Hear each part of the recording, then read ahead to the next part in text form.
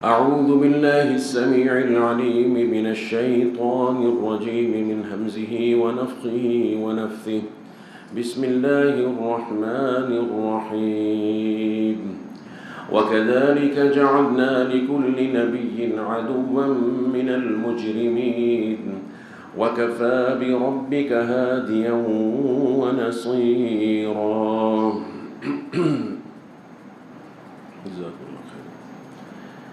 سامعین کرام، اللہ رب العزت احکم الحاکمین کا بے حد و حساب شکر ہے. یہ ہمارے اعتبار سے بے حد و حساب ہے اور اس کی حمد ہے، ورنہ اس کے پاس تو سب حساب موجود ہے. ہم اس کی حمد اور اس کی نعمت پر شکر کا حق ادا نہیں کر سکتے. اس کی ثنا اور اس کی عظمت وہی ہے جیسا کہ خود اس نے بیان فرمائی ہے. تو اللہ سبحانہ و تعالیٰ کا اس نعمت عظیمہ پر عظیم شکر ہے کہ اس نے ہمیں مسلمان بنایا ہے اور یہ دین دیا ہے جو ہمیں ہر طرح کی خیر عطا کرنے والا ہے، ہمیں عزت اور شرف دینے والا ہے، ہمیں انسانیت کا وہ کمال دینے والا ہے جو اللہ سبحانہ و تعالیٰ نے اپنے بندوں کے لیے رکھا ہے. یہ اس کی نعمت ہے. اس دین میں ہر چیز اس کی ایسی ہے جس کو کسی سے کوئی چیز مستعار لینے کی ضرورت نہیں ہے. اس کا اپنا امتیاز ہے، اس کا اپنا ایک شرف ہے، خواہ وہ انفرادی مسئلہ ہو، شخصی مسئلہ ہو، خاندان کا مسئلہ ہو، معاشرے کا مسئلہ ہو، سیاست کا مسئلہ ہو، کوئی معاشرت کا مسئلہ ہو، کسی بھی قسم کا کوئی مسئلہ ہو. دنیا بھر میں جو مسائل پیش آ سکتے ہیں، قیامت تک کے لیے جو چیلنجز ہیں، ایک مسلمان کا دوسرے کے ساتھ کیا تعلق ہونا چاہیے، مسلم امہ کا دوسری اقوام کے ساتھ کیسا تعلق ہونا چاہیے، اس میں کیا کیا اصول ہیں، کیا قوانین ہیں، یہ تمام چیزیں الحمدللہ تعالی اللہ نے اس کتاب ہدایت میں ہمیں بیان فرما دی ہیں. اور اسی طرح سے پھر محمد رسول اللہ صلی اللہ علیہ وسلم نے اس کی تفصیل، اس کی تبیین اپنی سنت کے ذریعے کر دی ہے. اس کے بعد ہمیں کہیں اور رہنمائی کے لیے، گائیڈنس کے لیے اور ہمیں ترقی کے لیے، ترقی یافتہ بننے کے لیے، روشن خیال بننے کے لیے، پروگریسو بننے کے لیے کسی اور کی طرف دیکھنے کی ضرورت نہیں ہے. دیکھنے کا مطلب یہ ہے کہ یا تو وہ شخص جاہل ہے یا وہ شخص پھر متعصب ہے اور اس پہ دل میں نفاق ہے کہ بظاہر وہ اسلام کا دعویٰ کرتا ہے لیکن حقیقتاً وہ اسلام پر اس کا یقین نہیں ہے، اسلام کے نظام پر اس کو اعتماد نہیں ہے. گزشتہ جمعہ میں نے آپ کے سامنے ایک مسئلہ رکھا تھا جو بہت اہم اور گمبھیر مسئلہ ہے، معمولی مسئلہ نہیں ہے، جو دراصل اس ملک میں ہم جس پرستی کو فروغ دینے کی طرف ایک بہت بڑا اور بنیادی قدم اٹھایا گیا. قانونی طور پر 2018 میں ایک قانون جو ہے وہ پاس کیا گیا جس کو اس وقت کی حکومت نے، کوئی شیریں مزاری نامی خاتون ہے، اس نے پیش کیا اور تمام گروپوں نے، جتنے بھی سیاست کے یہ گروپس ہیں، انہوں نے اس کو متفقہ طور پر جو ہے منظور کیا اور اس کو لاگو کر دیا گیا. اس میں کوئی بھی چونکہ ہمارا یہ جو الحمدللہ تعالی آپ لوگ اللہ کے گھر میں جمع ہیں اور میں یہاں آپ سے خطاب کر رہا ہوں اس منبر پر جو نبی کریم صلی اللہ علیہ وسلم کی آپ کی شریعت کے مطابق آپ کے دین کو بیان کرنے کے لیے ایک امانت ہے. اس لیے ہمارا کسی سیاست سے کوئی تعلق نہیں ہے، نہ ہمیں ان کی سیاستوں پر، اس گند پر کوئی تبصرہ کرنا ہے. ہاں، ہمارا مقصود یہ ہے کہ جو چیز دین، ہمارے ایمان، عقیدہ اور اسلام کی عظمت کے منافی ہوگی اس کو بیان کیا جائے گا تاکہ ہم سب اللہ کے عذاب سے بچ سکیں. مقصد کیا ہے؟ مقصد کوئی پوائنٹ سکورنگ نہیں ہے، اپنے نفس کی تعلی نہیں ہے کہ ہم ثابت کریں ہم برتر ہیں، ہم بہتر ہیں تنقید کر کے، نہیں، تاکہ ہم سب اللہ کے عذاب سے بچ سکیں. اللہ نے قرآن میں فرمایا، اس امت کی جو شان بیان کی ہے نا، ذرا غور فرمائیے. اس امت کی جو شان اور امتیاز ہے تمام امتوں سے جو نرالی امت ہے، اللہ نے اس کو ایک عظمت دی ہے. فرمایا کنتم خیر امت اخرجت للناس تأمرون بالمعروف وتنہون عن المنکر وتؤمنون باللہ. بہترین امت ہو تم. کیوں؟ اس لیے کہ تم امر بالمعروف کرتے ہو، نیکی کا حکم دیتے ہو، برائی سے، شر سے روکتے ہو. یہ خیریت ہے. اس امت کی اگر شان ہے نا، خیر ہے، تو اس وجہ سے خیر ہے. اگر اس وصف کو نکال لیا جائے تو امت کی خیریت باقی نہیں رہتی. دوسری جگہ پر فرمایا حکم کے ساتھ، یہ تو خیر بیان فرمایا نا کہ بہترین، خیر عربی میں کہتے ہیں بہترین ہونے کو، سب سے اچھا، سب سے بلند۔ دوسری جگہ پر فرمایا کہ وَلْتَكُمْ مِنْكُمْ أُمَّةٌ يَدْعُونَ إِلَى الْخَيْرِ وَيَأْمُرُونَ بِالْمَعْرُوفِ وَيَنْهَوْنَ عَنِ الْمُنْكَرِ، کہ تم میں سے یقیناً ایک جماعت ایسی ہونی چاہیے جو امر بالمعروف کرے، نہیں عن المنکر کرے، یعنی اس کا فرض یہ ہونا چاہیے، اس کا منصب یہ ہے۔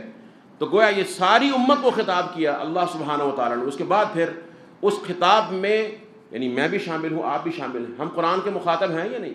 ہماری کتاب ہے نا قرآن، ہم پر اتارا ہے، ہمیں حکم دیا گیا کہ نکالو اپنے میں سے ایک جماعت تیار کرو جو کیا کرے گی؟ چلے کاٹے گی، میٹھی میٹھی باتیں کرے گی؟ نہیں، ساری شریعت کو قرآن کریم میں جو اللہ نے آسمان سے علم وحی کو اتارا ہے، اس پہ جو معروف ہے، جس کا حکم دیا گیا اس کا حکم دے گی، اس کو نافذ کرے گی، اور جس سے روکا گیا ہے، جس کو شر بیان کیا گیا ہے، اس کو روکے گی۔ فرمایا یہ اس تمہارے اندر ایک جماعت پیدا ہونی چاہیے۔ اب میرا بھی فرض ہے، آپ کا بھی فرض ہے، ہم اس طرح کا ایک جماعت کو تیار کریں جو اس مقصد کے لیے ہو، خصوصاً جن کے پاس اقتدار ہے، ان کا یہ اولین فرض ہے، اور سب سے پہلے پکڑے بھی وہی جاتے ہیں، ان کا عذاب بھی بڑا سخت ہے جو اس اپنے فریضے سے دور ہٹتے ہیں۔ ظاہر ہے کہ عذاب اپنی اپنی استطاعت کے مطابق ہی ہے نا، اور جزا بھی ویسے ہے، سزا بھی ویسے ہے۔ جتنی قوت اور طاقت ہے کسی کے پاس، اگر اس نے اپنی قوت کے مطابق خیر کا کام کیا اس کی جزا ہے، اگر شر کا کام کیا تو اس کے لیے اتنا عذاب ہے۔ تو بہرحال اس میں اللہ سبحانہ و تعالیٰ نے ہمیں حکم دیا، اب ہر شخص پر یہ فرض ہے، فرض کفایہ ہے۔ اگر وہ جماعت نہیں ہے، امت میں شر پھیلتا چلا جا رہا ہے، شر پھیلتا چلا جا رہا ہے، رکنے میں نہیں آ رہا، اس کا مطلب ہے کہ کام نہیں ہو رہا، اس کا مطلب ہے کہ خیر کو نہیں پہنچایا جا رہا، اس کا مطلب ہے کہ شر کو، منکر کو نہیں روکا جا رہا۔ جب اس کو نہیں روکا جائے گا تو پھر رسول اللہ صلی اللہ علیہ وسلم نے فرمایا، متفق علیہ حدیث ہے، حضرت زینب بنت جحش بیان فرماتی ہیں رضی اللہ تعالی عنہ، ہماری ماؤں میں سے ایک عظیم ماں ہے، رسول اللہ کی پھوپھی زاد ہیں، اور ان کی بڑی فضیلتیں ہیں۔ انہی کے بارے میں اللہ کے رسول نے فرمایا تھا کہ ان اسرعکن لحوقا بی اطولکن یدا، کہ تم میں سب سے پہلے جب میری وفات ہو جائے گی تو مجھ سے ملنے والوں میں سب سے پہلے جو تم میں سے ہوں گی وہ ہوگی جس کے ہاتھ سب سے لمبے ہوں گے۔ تو ہماری مائیں جو ہیں وہ اپنے ہاتھوں کو ماپنا شروع کر دیا کہ کون پہلے اللہ کے رسول سے ملے گا جا کر، لیکن اس کے بعد جب یہ فوت ہوئی تو معلوم ہوا کہ ہاتھوں کی طوالت سے مراد یہ ہمارے ان ہاتھوں کی لمبائی نہیں تھی، بلکہ اللہ کی راہ میں خرچ کرنے والی مراد تھی۔ تو سب سے زیادہ اللہ کی راہ میں یہ خرچ کیا کرتی تھی، بہت عظیم خاتون تھی رضی اللہ تعالی عنہ۔ فرماتی ہیں کہ ایک روز اللہ کے رسول میرے پاس تشریف لائے، وَكَانَ فَازِعًا، گھبرائے ہوئے تھے۔ دوسری روایت میں آتا ہے کہ آپ کا چہرہ مبارک اس وقت سرخ تھا، اور فرمایا کہ لا الہ الا اللہ، شروع یہاں سے کیا کلمہ توحید سے، لا الہ الا اللہ، ویل للعرب من شر قد اقترب، عرب کی بربادی ہے اس شر سے جو بالکل قریب آ چکا ہے۔ اور فرمایا کہ فتح اليوم من ردم یاجوج و ماجوج مثل هذا وحلق باصبعه الابهام والتي تلیها۔ آپ نے فرمایا کہ آج یاجوج ماجوج کی جو دیوار ہے نا، جس کے پیچھے ان کو قید کیا گیا ہے اللہ کے حکم سے، فرمایا کہ فما استطاعوا ان يظهروا وما استطاعوا له نقبا، قرآن میں فرمایا کہ نہ تو اس کو وہ پھلانگ سکتے ہیں اس دیوار کو، نہ اس پہ نقب لگا کر اس میں سے نکل سکتے ہیں، اللہ نے ان کو بند کر دیا ہے۔ ملتا ہے، تمہیں نظر آتا ہے یا نہیں آتا، یہ تمہاری اپنی نظر کا قصور ہے یا تمہاری اپنے وسائل کی جو ہے وہ تنگی ہے، لیکن اللہ سبحانہ و تعالیٰ کے وعدے سچی ہے۔ قرآن میں یہ ذکر موجود ہے اس کا، اور وہاں پہ جب پھلانگنے کا ذکر ہے، پھلانگنا چونکہ نسبتاً آسان ہوتا ہے، وہاں پہ استطاعوا فرمایا، اور استطاعوا میں تا زیادہ کر دی، نقب لگانا ذرا مشکل ہے، بہت بڑی اور عظیم دیوار ہے۔ فرمایا کہ اس میں اتنا آپ نے حلقہ بنایا، انگوٹھے کے اس طرح سرے پر انگلی کو رکھا، اور فرمایا اتنا سوراخ اس میں ہو گیا آج۔ اب ہماری جو ماں تھی رضی اللہ تعالی عنہ، اللہ نے بصیرت دی ہوئی تھی نا، فوراً سوال کیا، کہنے لگیں یا رسول اللہ نہلک وفینا الصالحون، کیا ہم ہلاک ہو جائیں گے؟ یعنی ایک سوال کیا، اس کی مناسبت سے ایک سوال کیا، اصولی سوال کیا جو میرا اور آپ کا سوال بھی بنتا ہے کہ اللہ کے رسول اگر ہم میں نیک لوگ بھی ہوں گے، نمازی ہیں، توحید والے ہیں، قرآن پڑھنے والے ہیں، روزے والے، حج کرنے والے ہیں، صوم و صلات کے پابند ہیں، حیا کو اختیار کرنے والے ہیں، اگر ہم میں یہ ہوں گے تب بھی ہم ہلاک ہو جائیں گے، تب بھی ہم برباد ہو جائیں گے، تب بھی اللہ کا عذاب ہمیں اپنی لپیٹ میں لے لے گا؟ آپ نے فرمایا نعم، ہاں، اذا کثر الخبث، جب گندگی بہت زیادہ پھیل جائے نا تو پھر کوئی نیک بھی نہیں بچتا، نہ صالح بچتا ہے نہ غیر صالح بچتا ہے۔ جب گندگی پھیل جائے، متفق علیہ حدیث ہے، گندگی سے کیا مراد؟ خبث میں تمام گناہ آ جاتے ہیں، لیکن علماء مفسرین نے، شارحین نے سب سے اوپر ان گناہوں گندگیوں میں زنا کو رکھا ہے۔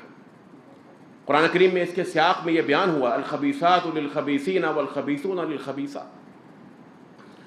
جب گندگی پھیل جائے اس کا مطلب یہ ہے کہ گندگی کو روکا نہیں گیا نا۔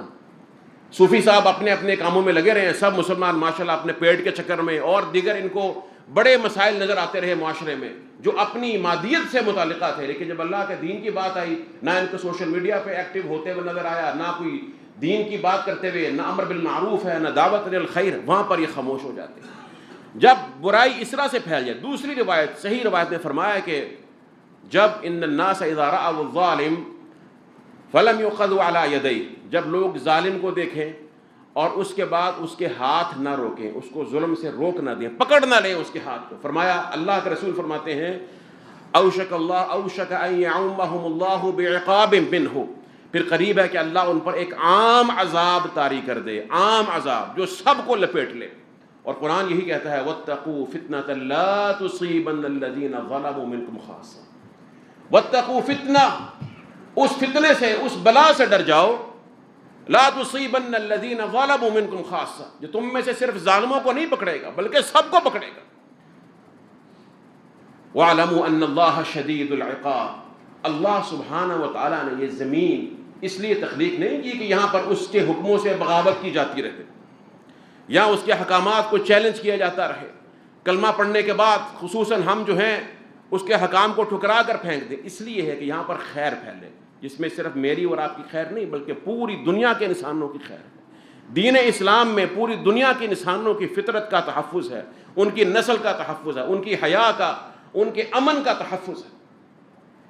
یہ اللہ کے رسول کی حدیث ہے، اور قرآن کریم میں بار بار ہمیں ذکر کیا گیا محمد الرسول اللہ صلی اللہ علیہ وسلم، ہم جن کے امتی ہیں، یہ تو اپنی امت کی صفت سنی نا، ہم جن کے امتی ہیں ان کے بارے میں فرمایا ہے کہ یجدونہ مکتوبا عندہم فی التوراۃ والانجیل، کہ تورات اور انجیل میں بھی آپ کی یہی صفت خاص بیان کی گئی ہے، کیا یأمرہم بالمعروف وینہاہم عن المنکر، کہ وہ ان کو معروف کا حکم دیتے ہیں اور منکر سے روکتے ہیں، وَيُحِلُّ لَهُمُ الطَّيِّبَاتِ وَيُحَرِّمُ عَلَيْهِمُ الْخَبَائِثَ، اور ان کو حلال چیزیں جو طیبات ہیں ان کے لیے حلال کرتے ہیں، مشروع فرماتے ہیں، اور جو حرام خبائث ہیں، خبیث چیزیں ہیں، ان کو یہ حرام فرماتے ہیں۔ یہ محمد رسول اللہ کی شان۔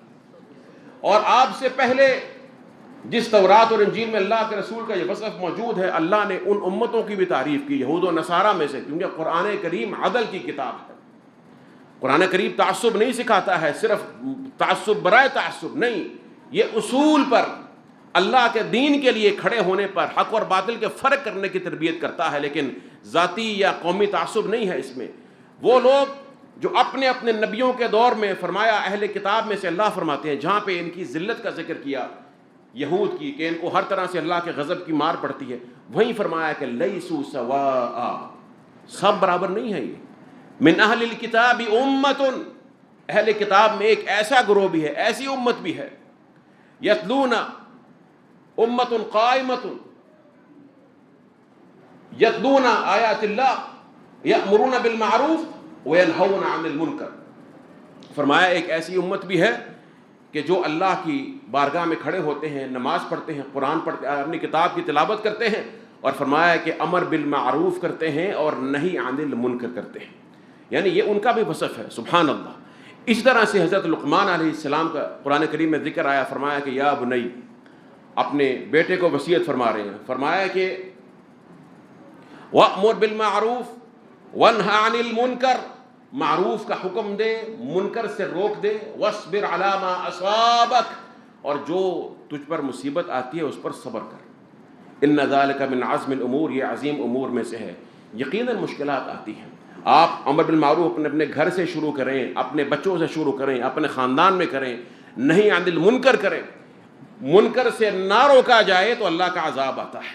منکر کو اگر نہ روکا جائے، اللہ تو دیکھ رہا ہے نا، سب کچھ اس کے سامنے ہے، وہ دلوں کے حال بھی جانتا ہے۔ اپنے مفاد کے لیے، کسی مقصد کے لیے منکر کو نہ روکا جائے تو فرمایا کہ جن قوموں کو اللہ نے پہلے عذاب دیا، فرمایا کانوا لا یتناہون عن منکر فعلوہ، کہ وہ منکر سے روکا نہیں کرتے تھے. اور فرمایا کہ لعن الذین کفروا من بنی اسرائیل علی لسان داود وعیسی ابن مریم، اور ان پر لعنت کی کر دی گئی اس بنا پر کہ وہ منکر سے روکا نہیں کرتے تھے. تو میرے محترم بزرگوں اور دوستو، یہ اس امت کا بنیادی وصف ہے. ہم محمد رسول اللہ کی امت ہیں. ہم میں سے ہر فرد کا یہ کام ہے. یہ بات یاد رکھیے، ہماری ذمہ داری ہے، ہمیں چھوڑا نہیں جائے گا. اگر ہم سمجھتے ہیں کہ ہم بس نکل جائیں گے میٹھا میٹھا کر کے اپنی نمازیں پڑھ کر، آپ نے قرآن کی آیتیں سن لی ہیں، آپ نے یہود کی اس خبیث بستی کا واقعہ قرآن کریم میں نہیں پڑھا سورۃ الاعراف میں، جہاں پر 3 گروہ بن گئے تھے. ایک نے کہا وَإِذْ قَالَتْ أُمَّةٌ مِّنْهُمْ لِمَ تَعِظُونَ قَوْمًا اللَّهُ مُهْلِكُهُمْ أَوْ مُعَذِّبُهُمْ عَذَابًا شَدِيدًا. ایک خبیث کام کرنے والے تھے، دوسرے ان کو روکنے والے تھے، اور تیسرے کہتے ہیں روکنے والوں سے بھئی کیوں روکتے ہو، ان کو اللہ نے ہلاک تو کر دینا ہے، ان پر عذاب تو آ جانا ہے، تمہیں روکنے کی ضرورت کیا ہے. فرمایا قالوا معذرة إلى ربكم، تاکہ اللہ کے ہاں ہمارا عذر قائم ہو جائے، اللہ کے ہاں ہمارا عذر قائم، ہم اللہ کے عذاب سے بچ جائیں. وَلَعَلَّهُمْ يَتَّقُونَ، اور شاید ہماری اس خیر کی بات کہنے سے اللہ کسی کو ہدایت دے دے، یہ کو تقوی اختیار کر لیں. یہ قرآن کا یہ فیصلہ ہے. پھر فرمایا کہ اس کے بعد اخذنا الذین ظلموا بعذاب بئیس، اور فرمایا کہ وانجینا الذین ینہون عن السوء، ہم نے ان کو نجات دی جو گناہ سے روکنے والے تھے، جو روکتے نہیں تھے، کرتے بھی نہیں تھے، خاموش تھے، ان کے بارے میں قرآن بھی خاموش ہے. اور بعض تفاسیر میں سلف سے منقول ہے کہ وہ بھی عذاب کے رگڑے میں آ گئے تھے، بچے وہ بھی نہیں تھے. اس لیے کہ اللہ سبحانہ و تعالیٰ کا جو وعدہ ہے نا، وَمَا كَانَ رَبُّكَ لِيُهْلِكَ الْقُرَىٰ بِظُلْمٍ وَأَهْلُهَا مُصْلِحُونَ. اللہ کسی شہر بستی ملک کو ہلاک نہیں کرتا جب تک وہاں کے رہنے والے اصلاح کرنے والے ہیں. یہ نہیں فرمایا کہ وَأَهْلُهَا صَالِحُونَ، وہاں کے رہنے والے نیک لوگ ہیں، صوفی ہیں، نہیں، مصلحون، جب تک اصلاح موجود ہے. اور پھر فرمایا اللہ نے، یہ ذکر موجود ہے سورہ ہود میں کہ ہم نے جب اس کو ہلاک کر دیا ان بستیوں کو ان کے گناہوں کی بنا پر، تو فرمایا کہ فلولا کان من القرون من قبلکم اولو بقیۃ ینہون عن الفساد الا قلیلا ممن انجینا منہم. تھوڑے سے لوگ تھے جن کو ہم نے نجات دی. وہ کون سے تھے؟ ینہون عن الفساد فی الارض، جو فساد فی الارض کو روکا کرتے تھے. بدترین فساد فی الارض یہ ہے کہ زمین میں اللہ کی نافرمانی کو پھیلا دیا جائے، اور بدترین فساد کی صورت یہ ہے کہ اس نافرمانی کو، اس حرام کو حلال کا لیبل لگا دیا جائے، اس کو قانون بنا دیا جائے کہ یہ حلال ہے. میں آپ کو اس لیے عرض کر رہا ہوں بار بار کہ یہ معمولی بات نہیں ہے. دیکھیے آپ کے سامنے میں پہلے تھوڑی سی اس کی تفصیل رکھ دوں تاکہ آپ کے علم میں آ جائے، آپ کے علم میں یہ بات آ جائے. میں یہ لے کر بھی آیا ہوں آپ کے سامنے، اور آپ علی وجہ البصیرت تھوڑا اس کو سمجھ بھی لیں کہ یہ کیا ہے، کیونکہ ہمارے اکثر بھائیوں کے پاس اتنا وقت نہیں ہوتا کہ وہ ان چیزوں کو سمجھیں، ہمارے دین کے ساتھ کیا کھیلا جا رہا ہے، کس طرح سے کھیلا جا رہا ہے. یہ میرے سامنے پہلے وہ تعریف ہے جو عالمی سطح پر انہوں نے تعریف کی ہے ٹرانسجینڈر کی، جس کا بل پاس ہوا 2018 میں، 4 سال ہو گئے ہیں. اور یہ بات ذہن میں رکھیے کہ چونکہ ہمارے روابط ہیں ایسے علماء سے بھی اور ان لوگوں سے بھی کہ جو اس تحریک میں ہراب الدستے کا کردار ادا کر رہے ہیں، اس کے بعد کئی لوگوں نے اس قانون کے تحت اپنی شناخت بھی حاصل کر لی ہے نادرہ سے. عورت تھی تو وہ مرد بن گیا، یا مرد تھی اس نے اپنے آپ کو عورت لکھوا لیا ہے، آئی ڈی کارڈ جاری ہو چکے ہیں. ان کا بھی ذکر ہے، وہ موجود ہے، اس کے خلاف جو رٹ ہے.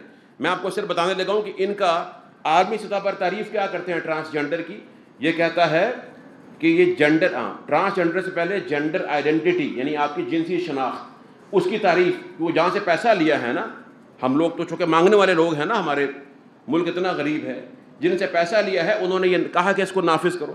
پیسہ دیا کس شرط پر کہ جینڈر آئیڈینٹی کی بات، پہلے یہ اصطلاح کیا ہے جنسی شناخت، وہ کیسے تعریف کرتے ہیں. یو این او کے جتنے بھی ادارے ہیں جن میں یہ تعریف چلتی ہے، وہ کہتے ہیں کہ یہ refers to your internal knowledge of your own gender, کہ آپ اپنے بارے میں جو سمجھتے ہیں، اپنے آپ کو جو سمجھتے ہیں کہ بھی میں ایک مرد سمجھتا ہے کہ میں عورت ہوں، کچھ دیر میں آ جائے کہ میں عورت ہوں، اس کا رجحان یہ کہہ دے، بس وہ اس کی شناخت ہوگی. ٹھیک ہے. دوسری جگہ پر لکھا ہوا ہے کہ there innate knowledge of who they are, ان کا اپنا جو اندرونی ان کا علم ہے ان کے بارے میں. اور کئی جگہوں پر یہ لکھا ہوا ہے کہ اس کا تعلق اس سے نہیں ہے کہ وہ پیدائشی طور پر کیا تھے، یہ لکھا ہوا ہے. کہ پیدائشی طور پر ان کی شناخت کیا تھی، ڈاکٹر نے کیا کہا، لوگوں نے کیا کہا کہ یہ مرد ہے یا عورت ہے، اس سے قطع نظر 18 سال کے بعد ہمارے ملک میں جو قانون پاس ہوا اس میں یہ ہے کہ 18 سال کے بعد اگر اس کا جی چاہتا ہے وہ مرد ہے، لیکن جی چاہتا ہے کہ جو لوگ مجھے مرد کہتے ہیں، میں مرد تھا، پیدائش میں مجھے والدین نے کہا کہ ہمارا بیٹا ہے، لیکن میرا اگر یہ رجحان کہتا ہے کہ نہیں میں تو عورت کے ساتھ زیادہ مناسبت رکھتا ہوں، تو مجھے عورت ڈکلیئر کیا جائے میرے شناختی کارڈ میں. سمجھ گئے یہ بات؟ اب یہ تو میں نے آپ کو تعریف بتائی وہ، اب یہ قانون میرے سامنے اس کا یہ بل ہے، یہ جو شیریں مزاری نے جو پاس کیا تھا، اس جو پیش کیا تھا، اس میں آپ کو میں بتاتا ہوں. یہ دیکھیے ذرا، پہلا صفحہ ہے جینڈر آئیڈینٹی، وہی بات جو انہوں نے کہا جنسی جو آپ کی جو شناخت ہے اپنی صنف کی، جینڈر اور سیکس کا بھی فرق کرتے ہیں. بہرحال ہم تفصیلات میں جانے کا وقت نہیں، آپ کو صرف میں ایک موٹا ویو دینا چاہتا ہوں. اگر تفصیلات آپ کو درکار ہے تو انشاءاللہ مل سکتی ہیں، آپ خود بھی تحقیق کر سکتے ہیں، سب کچھ موجود ہے.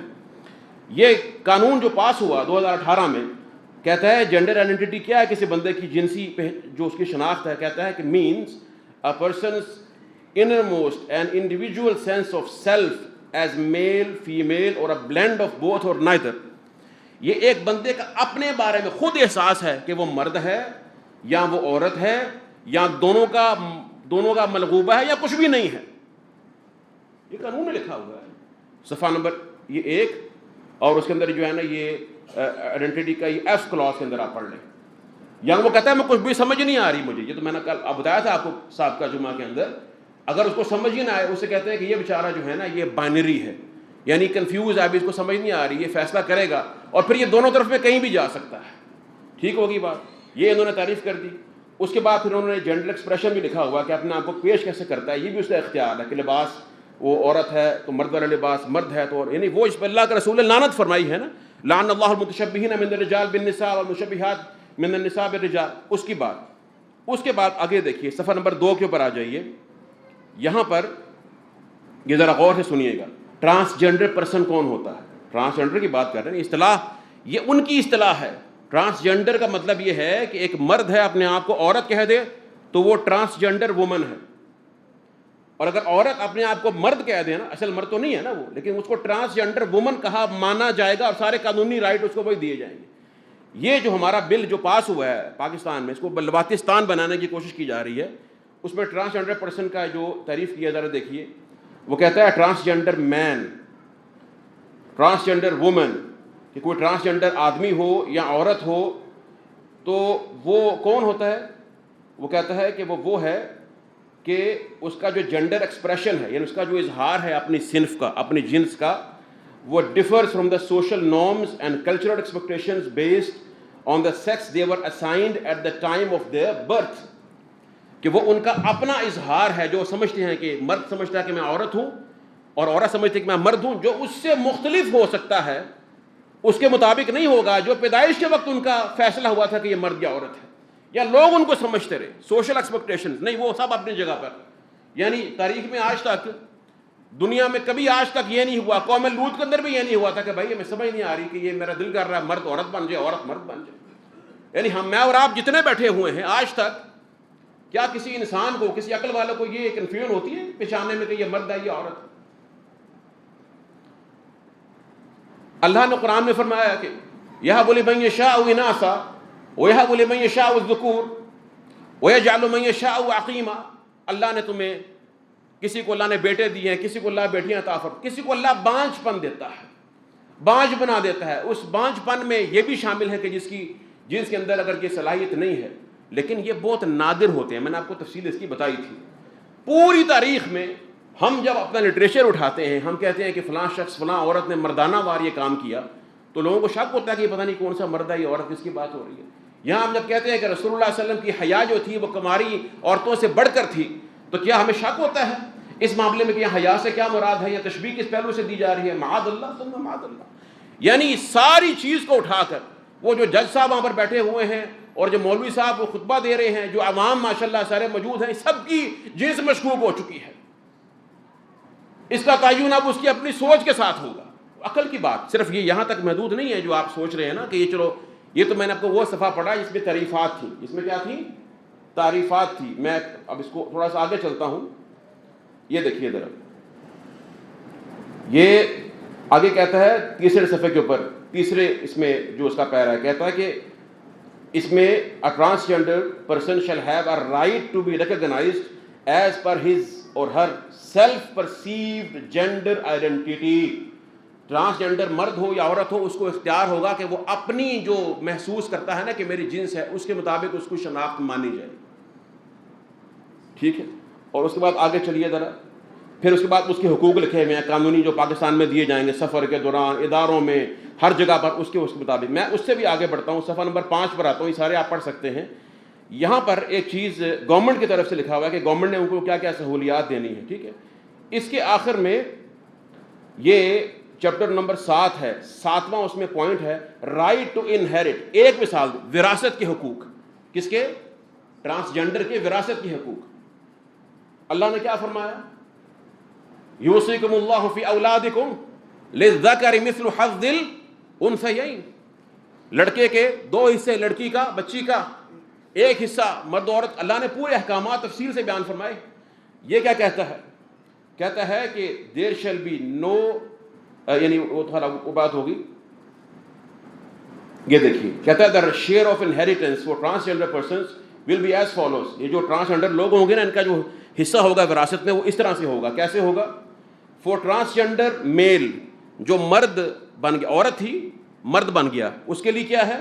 the share of inheritance will be that of man. اس کا حصہ وہ ہوگا جو مرد کا ہوتا ہے. اور آگے کہتا ہے for transgender female the share of inheritance will be that of woman. اور جو اسی طرح سے جو مرد تھا بعد میں عورت بن گئی، اس کا حصہ وہ ہوگا جو عورت کا ہے. ماشاءاللہ جو عورت تھی مرد بن گئی وہ ولی بھی بن سکتی ہے، کسی عورت کی تمام معاملات وہ ہو سکتے ہیں. ٹھیک ہے. اور یہی نہیں ہے، بڑی دلچسپ بات آپ کو بتاؤں میں اس کے اندر یہ نہیں لکھا ہوا کہ شادی کے معاملے میں کیا کیا جائے گا. ان کا نکاح، وہ چونکہ ان کا ایشو نہیں ہے نا، اس کو تو کھلا چھوڑنا ہے. وہاں تو راستہ کھلا رکھنا ہے نا کہ جہاں دل کرے گا وہ کرے گا. کیونکہ یہ بھی ان کے مغرب سے جو کلوزز آئی ہیں اس میں یہ لکھا ہوا ہے کہ ٹرانسجنڈر کو آپ یہ نہیں کہہ سکتے کہ تو ٹرانسجنڈر مین بنا تو عورت کے پاس اب جا. نہیں، وہ جہاں مرضی جائے، چاہے دونوں کے پاس جاتا رہے. ٹھیک ہوگی بات. یہ پھر یہ تو خیر ان کا قانون ہو گیا. اب اس سے اگلی بات جو اہم بات ہے سننے والی، وہ یہ نہیں کہ ان کی اپنی جو یہاں پر جو اسلامی نظریاتی کونسل ہے اس نے اس بل کو پڑھا، کیونکہ یہ تو ہر بچہ بوڑھا جوان سمجھتا ہے کہ یہ خلاف شریعت ہے، خلاف فطرت ہے، ایک غیر اسلامی غیر دینی چیز ہے جس کے لیے کسی بڑی علم کی ضرورت نہیں ہے. اسلامی نظریاتی کونسل نے یہ بات کہی. انہوں نے کہا کہ جو آپ نے تعریف کی ہے نا، اور اس میں آپ نے یہی کہا جینڈر آئیڈینٹی، صنفی اظہار اور صنفی شناخت، یہ آپ نے جو بات، انہوں نے کہا کہ یہ شریعت کی روح اور شرعی اصول کے خلاف ہے، کیونکہ ان میں ہر شخص کو اپنی مرضی کے مطابق صنفی شناخت تسلیم کرنے کا حق دیا گیا ہے. احادیث مبارکہ میں اس پر سخت وعیدیں جو ہیں وہ وارد ہوئی ہیں، اور یہ چیز شرعاً جائز نہیں ہے. اس کے بعد پھر انہوں نے وہی بات آگے کی ہے کہ اس کی تعریف میں بہت سے ابہامات ہیں. پھر اس طرح سے انہوں نے جو وراثت کا قانون ہے اور دیگر کثیر اس کی مثالیں دی ہیں کہ یہ تمام چیز ہے ہی غیر شرعی، جو شریعت کے حرام کو حلال اور حلال کو حرام بنانا چاہ رہی ہے. والعیاذ باللہ من ذالک. یہ تو ایک بات ہوگی. پھر اس کے بعد جو آپ کی بات سمجھنے والی ہے، جو اہم بات ہے، اس کے اوپر جو مشہور ہے ہم میں، وہ سینیٹر مشتاق صاحب جماعت اسلامی کے کوئی ہیں، انہوں نے ایک ترمیم پیش کی، جبکہ یہ مسئلہ ترمیم کا نہیں ہے، ترمیم کے ساتھ حل ہونے والا نہیں ہے. ترمیم کے اندر بھی ٹرانسجنڈر کے لفظ کو باقی رکھا گیا، جو اصل لفظ تھا جس میں یہ چیز موجود ہے کہ آپ اپنی مرضی سے اپنے آپ کو مرد یا عورت کہہ سکتے ہیں، جو صریحاً شریعت سے وہ لفظ موجود ہے. وہ لفظ، اس کی اصطلاح اپنے تمام معنی کے ساتھ ویسے موجود. یہ ایسے ہم کہیں کہ زنا تو ٹھیک ہے، زنا تو حرام ہوتا ہے، زنا کا لفظ رہنے دو، اس میں نکاح کی شرائط لگا دو. اور جب یہ بل پاس ہوا تھا تو اس وقت آپ جماعت اسلامی کے احباب، ہم ان کی نیت پر شک نہیں کرتے، مگر وہ کہاں تھے جناب؟ جب پاس ہوا تھا تو اس وقت آپ کو احتجاج کرنا چاہیے تھا نا 4 سال پہلے کہ یہ تو اس کو اٹھا کر پھینکو کہیں گڈر میں، اس کو تو پاس منظور ہونا ہی نہیں چاہیے. اس وقت سینٹ کی جو اٹینڈنس شیٹ ہے اس کے مطابق وہ بھی ہمارے پاس موجود ہے، جماعت اسلامی کے سارے ارکان غائب تھے، ایک بھی موجود نہیں تھا. ہم پھر بھی کہتے ہیں کہ ہم ان کی نیت پر شک نہیں کرتے، مگر یہ جو تمام کچھ ہو رہا ہے یہ صرف ایک راستہ دینے کی بات ہے. اس وقت میں سمجھتا ہوں کہ ہمیں اپنے لیے اللہ کے عذاب سے ڈرتے ہوئے اس سے پہلے کہ ہم اللہ کا اب سیلاب کی شکل میں دیکھ چکے ہیں، اور ایک نئی مصیبت یعنی ہماری پتہ نہیں دماغ کو کیا ہے، والعیاذ باللہ، واللہ یہ مسخ یعنی دینی مسخ تو اس کے بعد ہم خود دیکھ رہے ہیں نا۔ ایک ان کا وہ کافر عورت ایک مر گئی، ملکہ مر گئی، اس کے لیے اتنی پھرتیاں ہیں کہ یہاں پر سوگ منائے جا رہے ہیں۔ سرکاری سطح پر ہمارے ملک میں سوگ کا دن منایا جا رہا ہے۔ رسول اللہ صلی اللہ علیہ وسلم نے ایک جنازہ گزرا، یہ نہیں کہ وہ کافر تھا، جنازہ گزرا، خواہ وہ مسلمان ہو، صحابہ کرام کی جماعت نے اس کی تعریف کی، فرمایا وجبت۔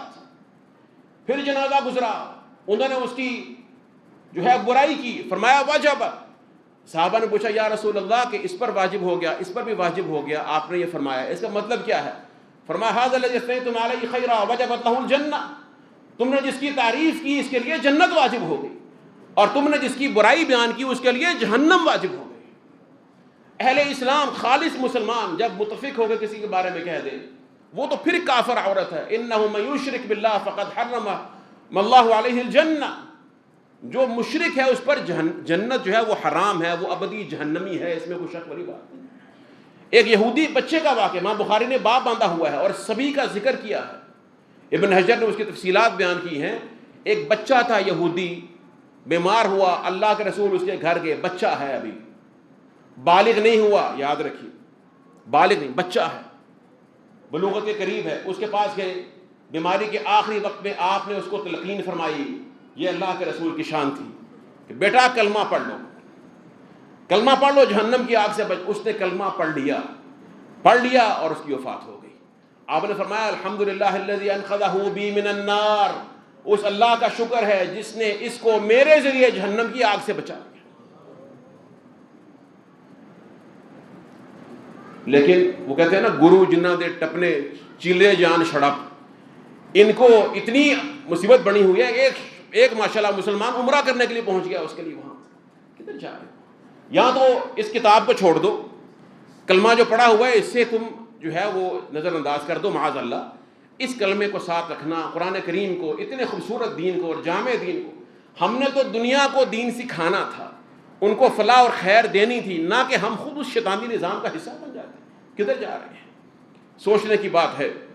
اور اس قسم کے واقعات جب سامنے آتے ہیں یاد رکھیے کہ امر بالمعروف اور نہی عن المنکر میں یہ نہیں ہے کہ آپ لوگوں کے گھروں میں گھس کر تانگ جھانک کریں، ان کی ٹو لگاتے پھریں، نہیں، لیکن جو آپ کی چیز سامنے آ جاتی ہے، من رآ منکم منکرا فلیغیرہ بیدہ، جو دیکھ لیتا ہے منکر اس کے سامنے آ جاتا ہے، اس پر واجب ہے کہ اس کو اپنے ہاتھ سے روکے، اگر استطاعت نہیں ہے اپنی زبان سے روکے، اگر استطاعت اس کی بھی نہیں ہے، زبان سے بھی نہیں بول سکتا، اتنا بیچارہ مجبور ہے، تو کم از کم دل میں اس کے خلاف جد و جہد رکھے، نفرت رکھے، تیاری رکھے۔ فرمایا کہ یہ اضعف الایمان ہے، کمزور ترین درجہ ہے ایمان کا۔ اور حضرت عمر کے دور میں رضی اللہ تعالی عنہ وہ فرماتے ہیں کہ ان ناسا کانوا یؤخذون بالوحی فی عہد الرسول صلی اللہ علیہ وسلم، لوگوں سن لو، حضرت عمر فرماتے ہیں کہ نبی صلی اللہ علیہ وسلم کے دور میں جب نزول وحی تھی تو لوگوں کو اس وقت وحی کے ساتھ پکڑا جاتا تھا۔ اللہ کے رسول پر وحی آئی، قرآن نے بھی واضح کر دیا فلاں شخص کے دل میں یہ ہے، وہ نفاق ہے، وہ یہ کر رہا ہے، اس کے ساتھ یہ معاملہ کرنا ہے۔ فرمایا کہ وَإِنَّ الْوَحْيَ قَدْ انْقَطَعَ، آج وحی منقطع ہو چکی ہے، آج وحی نہیں ہے۔ حضرت عمر فرماتے ہیں وَإِنَّمَا نَأْخُذُكُمْ الْآنَ بِمَا ظَهَرَ لَنَا مِنْ أَعْمَالِكُمْ، آج ہم تمہیں پکڑیں گے تمہارے ان اعمال پر جو ہمارے سامنے نظر آتے ہیں، ٹھیک ہے، ہم نے اس کو دیکھنا ہے۔ وَلَيْسَ